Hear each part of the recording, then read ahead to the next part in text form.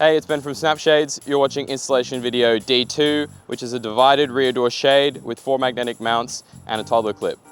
In your order, you'll get a pair of divided shades, 8 magnetic mounts, Snapshades alcohol wipes, a storage bag, and toddler clips. Step 1 is to locate the magnets inside the shade.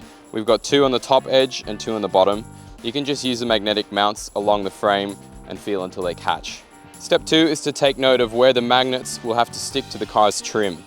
Having the magnets on the shade makes this really easy. Use the included Snapshades alcohol wipes to clean the area and wipe off any residue with a microfiber towel.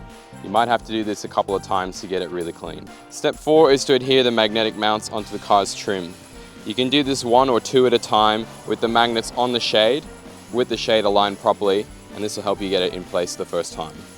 Next, slide the toddler clip onto the quarter window shade, and this doesn't need any magnets, it just bites on with friction. Clean the front edge of the trim for this quarter window cutout. For the toddler clip we need to stick on.